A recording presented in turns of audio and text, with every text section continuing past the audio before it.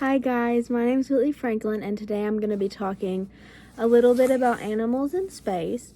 I have created a little book. I wouldn't necessarily call it a storybook, but I kind of just went in and drew a few doodles on some of the pictures and then on some of the pages by themselves.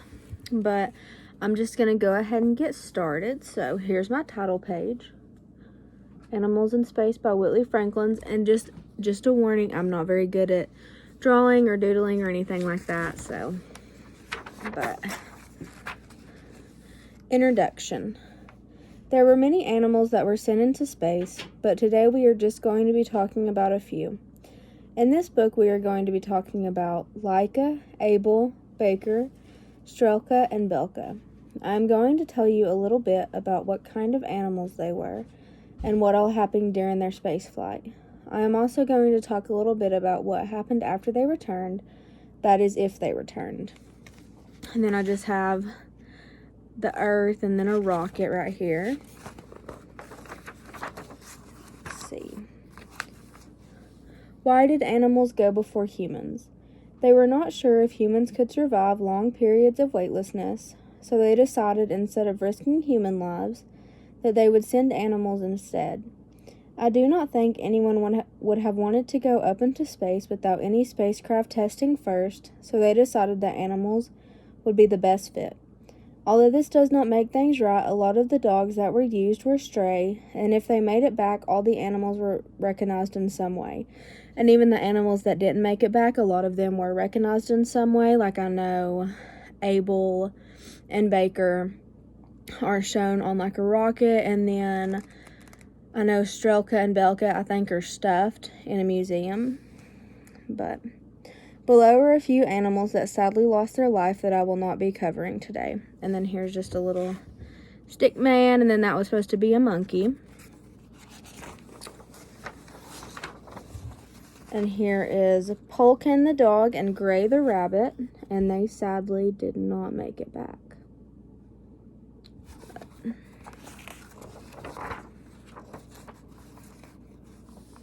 Different types of animals used. The most common used animals were monkeys, chimpanzees, and dogs. Although these are the most common, there are also a whole bunch of different animals that have been sent up into space. Some crazy ones that have been sent are jellyfish, fish, rabbits, cats, and snails. One that I fully support going into space are spiders. They should send all spiders into space. According to NASA, the reason they sent spiders into space is because they wanted to see if they could spin webs and what they would look like at a different microgravity. And then here is a picture of one of the spiders, and then here is some of the webs. I don't know if you can see that very well, but that's some of the webs that they spun. Okay, beginnings. First, I want to talk a little bit about Laika. Laika. Laika was a female stray dog that was sent up into space to orbit the Earth. Laika was actually the first dog to orbit the Earth. She orbited in 1957. The next animals I'm going to be talking about are Able and Baker. They were both monkeys. Able was a squirrel monkey, and Baker was a rhesus monkey. And I'm not sure if I'm saying that right. I did look up how to pronounce it, though, and that's what it told me. They were sent on an Army Jupiter missile. Next up, we have Strelka and Belka, which are both dogs. They were sent up with a bunch of other animals on the Sputnik 5. And here is just a picture of all of them. Right here is Laika, Able and Baker, and then here's Strelka and Belka.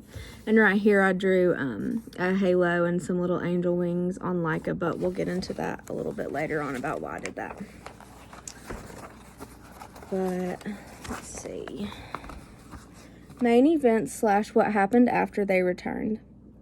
Starting off with Laika again, she was put onto Sputnik 2. Unfortunately, Laika did not make it back. The spacecraft was never meant to come back intact, and she only survived a few hours after reaching orbit. This makes me very sad because they didn't even try to bring her back. They knew it was a one-way ticket. Next up, we have Able and Baker. They were sent up to a 300-mile altitude in space. Thankfully, they both made it back safe, but sadly, according to National Air and Space Museum, Abel died just 4 days after while in surgery due to a reaction to the anesthetic.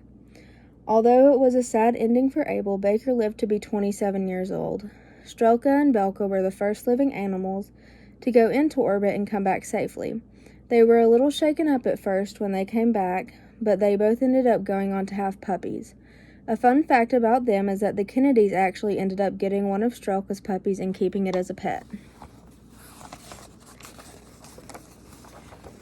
And here is a picture of that, and here's the puppies right here, and then there's JFK right there.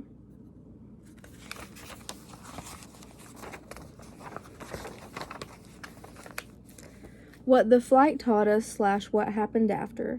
Starting off with Laika, she helped the Soviet Union figure out what they needed to do to be able to bring the animals back that they sent into space. It was almost 3 years after her that they decided to send more animals into space, and the animals all made it back alive. Abel and Baker were sent up to test space exposure. Lastly, Strelka and Belka ended up giving the Soviet Union the confidence to send humans into space less than a year after their return. All of these amazing creatures are commemorated in some way. And I talked about that a little bit earlier too. But in conclusion, animals are hardly used in space at this point. They now have technology that can tell them most of the things that an animal could tell them. It is very rare for them to send animals, and researchers try not to. And then here is just a funny little picture that I put on here, but I wanted to, at the very end, I was going to bring my dog up and show her, but she is not here right now. She is not at the house.